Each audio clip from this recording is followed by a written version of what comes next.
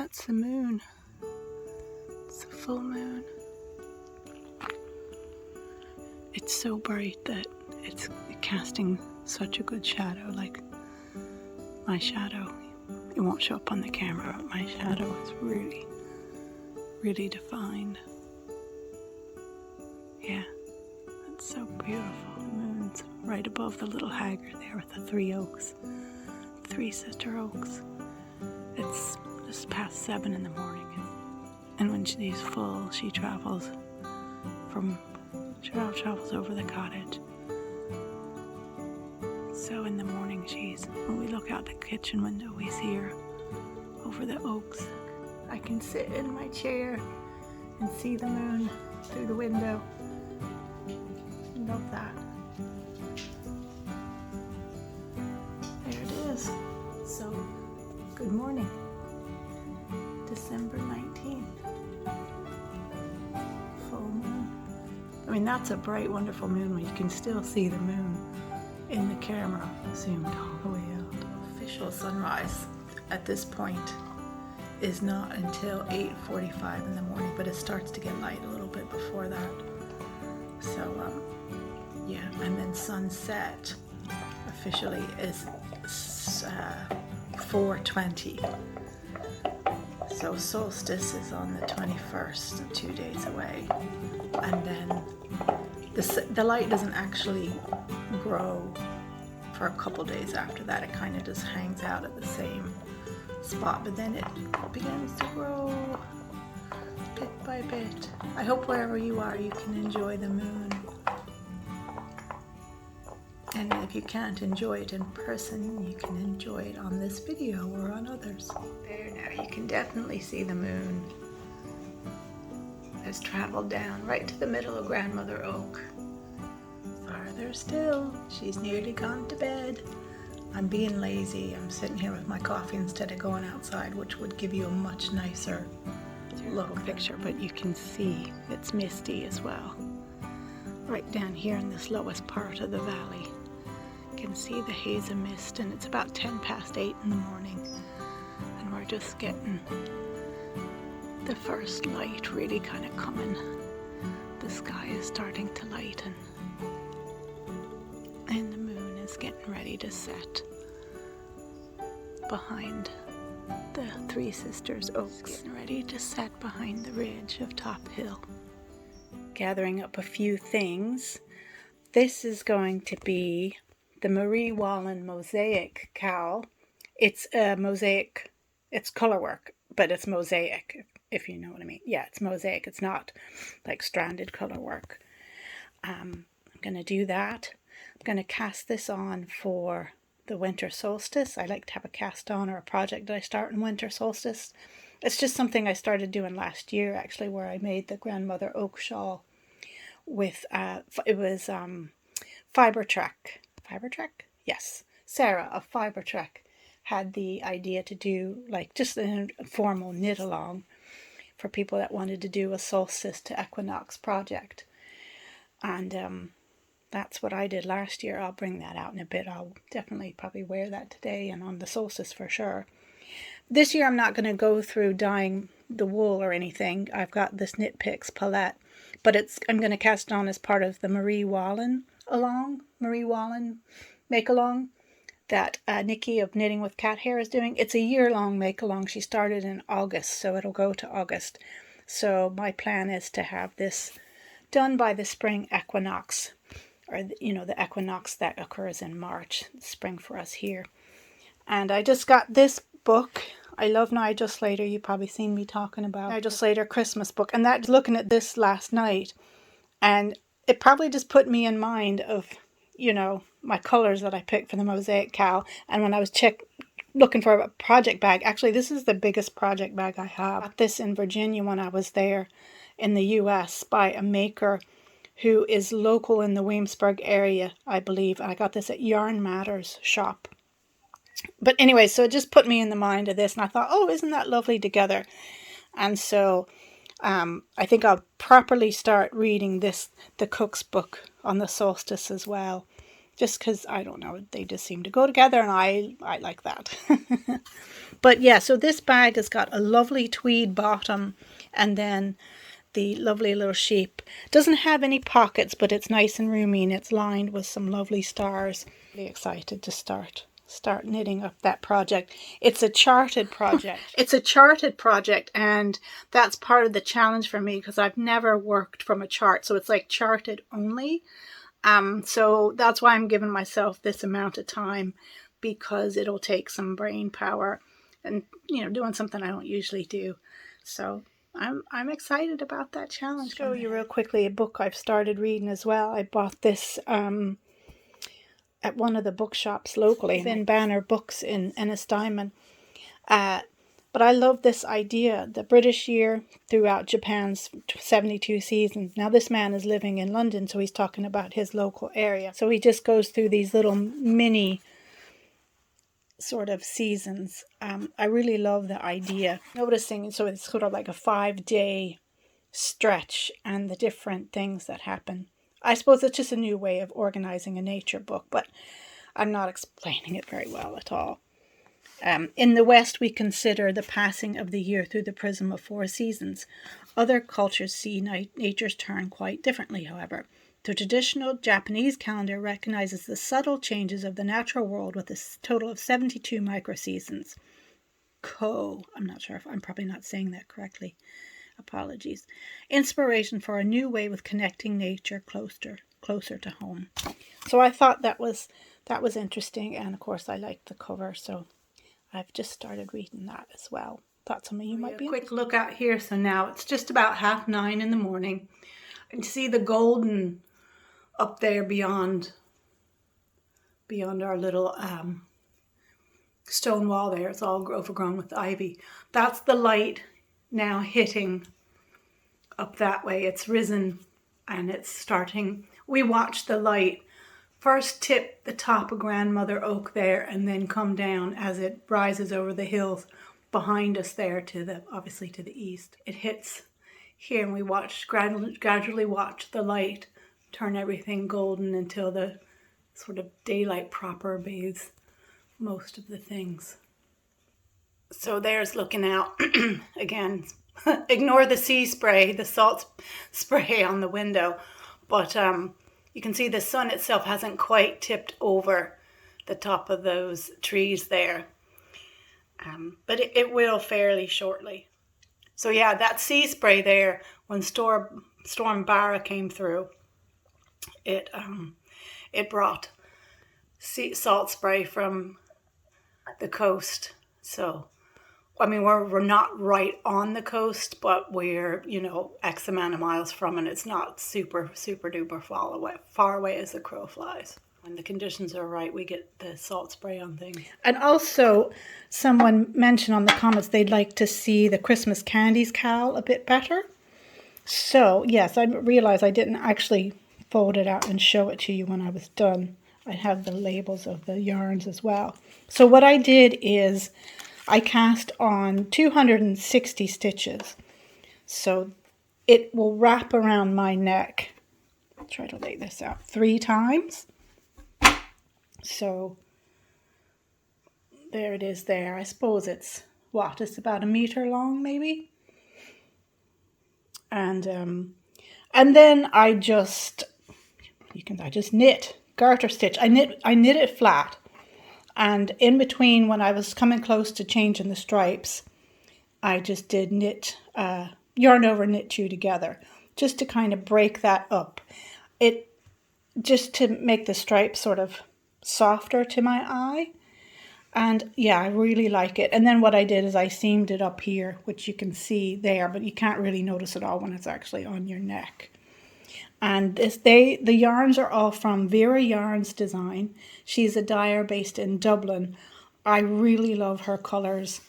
I treated myself to a big old set of her minis back sort of towards the end of summer. And they just give me so much joy. And these 5 here just reminded me of kind of Christmas candies. So I call it my Christmas candies cowl. And I'll just tell you the colorways. So this one here is Ivy. Then we have pink highlighter. This is Euphorbia millii, which is a plant, and it's very much these colors. The flower is pink. Well, the flower itself probably isn't quite as highlighter pink as some of it. I really, really enjoyed this little colorway. That's a skein I'd really like to get as a full skein. Then we have, I think this one is Ice Cave. All the different blues in it. That's quite lovely as well. I do love me some ice caves. I love ice and snow. I would love to go in an ice cave. Anyway, random fact about me. And this one is Sky. And yeah, I'd say, you know, again, if you're interested in any of these Irish dyers, check them out. A lot of times I've found shipping from Ireland to North America is not nearly as expensive as shipping the opposite way, like from the US to Ireland. So you may find that, you know, when if your currency isn't like super weak, even with the, you know, a little bit of loss of currency and the shipping cost, it's more affordable than you might think.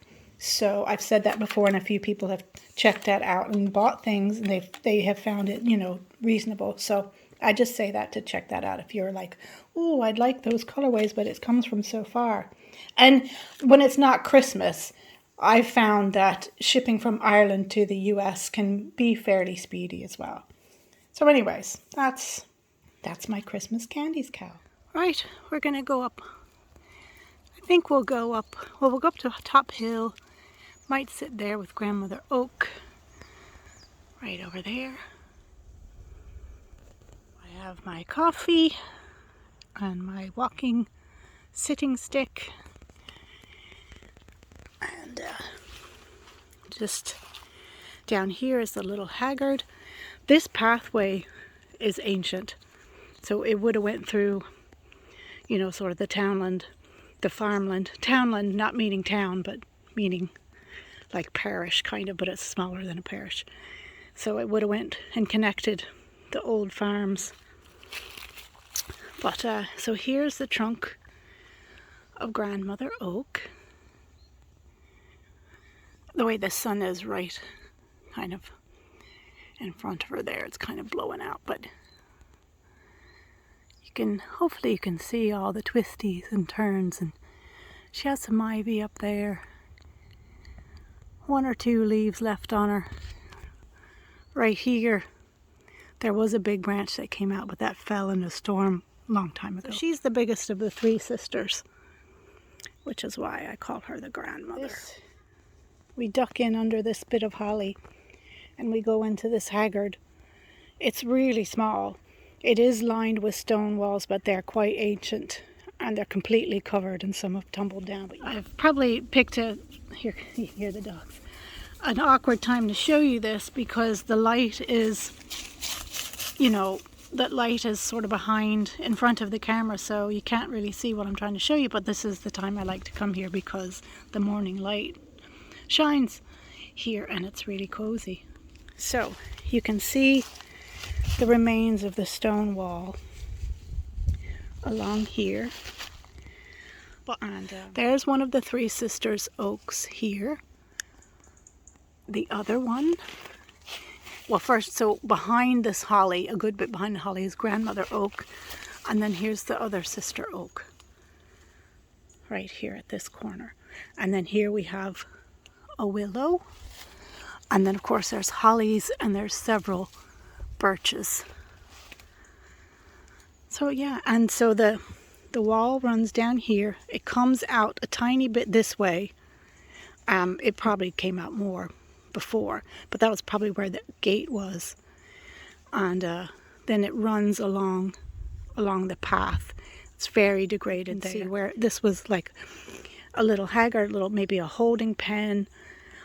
Maybe it could have been pigs here. I don't actually know because it's been a long time since it was used as such. To show you, although the light is a little awkward, but I wanted to show you here that I'm wearing my Grandmother Oak shawl that I made at the Winter Solstice, because that's when I came and I gathered the oak leaves that had fallen here to dye the yarn with. So this is, it's all Irish. So it's all Irish wool or Irish alpaca, and it's a lot of it's hand spun, some by me, some by Sandra, some by Sabine.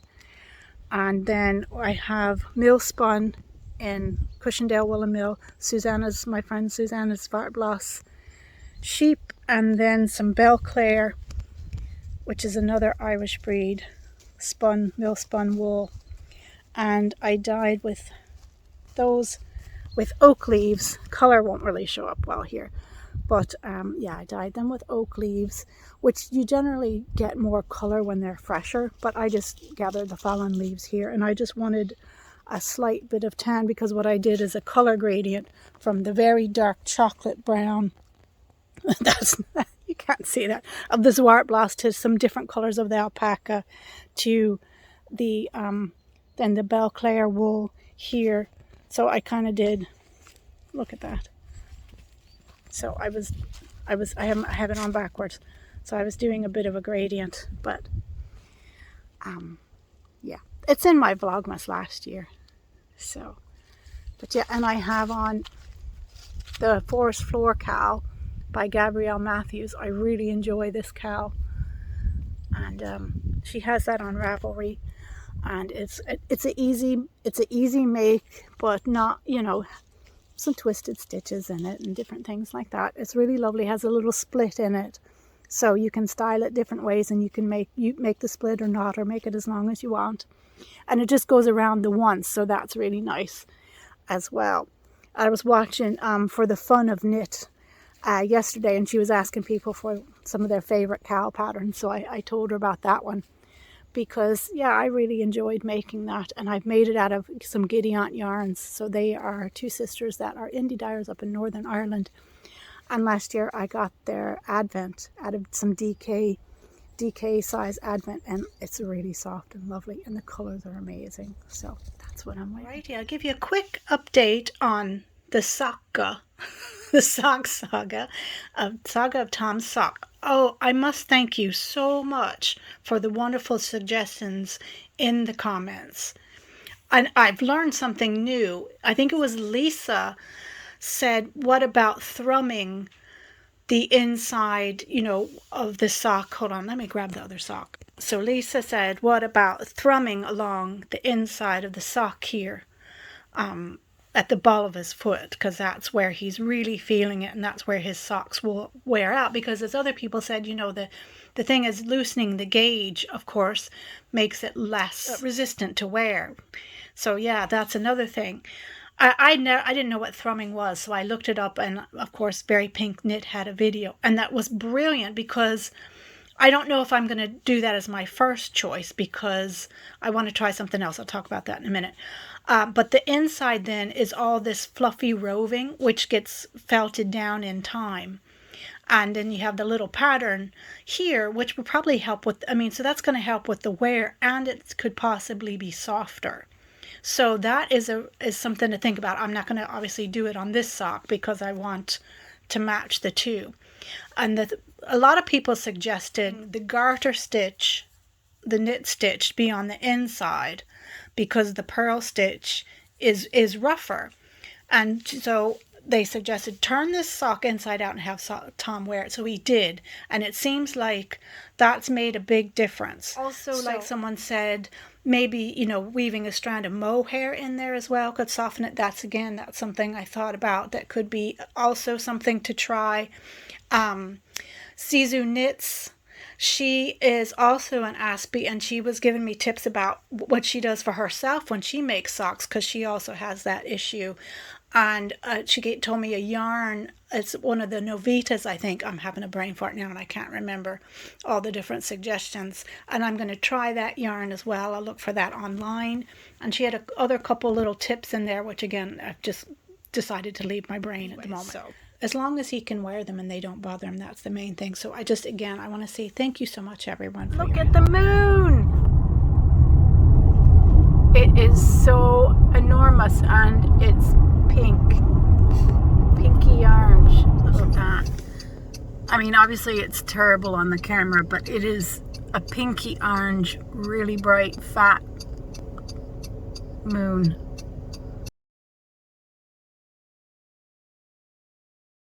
Let's open days 19 and 20. Okay, today the 20th, I think let's light the candle for collaboration, because we have gotten so many good suggestions from you all in the comments about ways to approach the ball of the foot, basically, of Tom's sock so that he can wear it comfortably.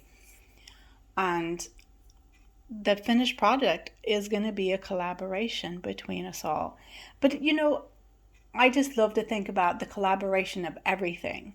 Take, for example, even the yarns. The people that, not just the dyer that created the yarn, but the people working in the mill that spun the fiber, the sheep, the farmer, the grass, the soil, the wind, the rain, the collaboration of nature, the collaboration of people, all these things coming together to just bring us a skein of yarn. So it's all important and it's all intertwined. So yeah, so to collaboration and seeing the collaboration in all things, to keep in collaboration in mind and our connection, how we're all interwoven even when we don't think about it. It's kind of magical. Think deeply about that. Wow, it can really make a difference. Okay, day 19, Robin's Promise yarn. Oh, this is pretty. Look, this is kind of a sort of a taupe, maybe the background color, sort of like a light gray brown. And then we have the flashes of red in there. So let's see what inspiration was. The mouse. The mouse. So let's look for the mouse. Okay, so here's the little mouse. He filled all the stockings and turned with the jerk, and there's a little mouse offering up, "Here's my stocking, Santa." And indeed, there's the little mouse in his red cap with his red stocking. Or it could be a she, for sure. So there's the mouse. That is just too cute. I love the way it's very easy to look at this picture and not actually register the mouse until now. I always used to love to do that as a child. Books I'd read for many times, I would stop and try to slowly look at the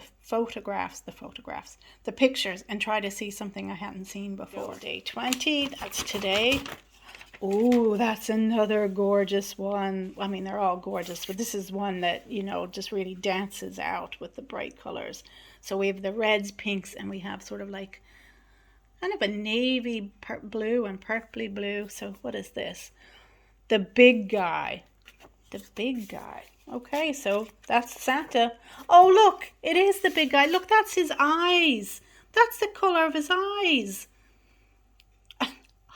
I know I get really excited over this. But yes, so and then there's the pink. Look how pink his gloves are. Ah, look, the big guy. That is just so special. So we have the little guy and the big guy. So we have the mouse and Santa, days 19 and 20. Isn't that's just the cutest thing, I think. I think from the comments, you guys are enjoying it. Obviously, you must be, because you keep coming back for more. So yeah, so this is the Robin's Promise yarn. She is a dyer in Williamsburg, Virginia. She works out of also the Flying Needles local yarn shop there. And she's based it on this book, which is the 1969 version of A Night Before Christmas, because it was her childhood book and it was mine as well, this version. And yes, I wrote in it. Alrighty, I've hung them up all the way to day 20 there. Those are the two we did today, and I have indeed decided on what I'm going to make with this. I'm going to cast on at Christmas, and I'm going to cast on the half and half triangles wrap, because that is surely a schlanket, and I can use it as sort of a shawl, or I can just curl up under it. So I think that is a good idea, and it's going to be very different to any ones I've ever seen, which are just solid color, and this is just going to be a joyful explosion of the night before Christmas, which sounds good to me.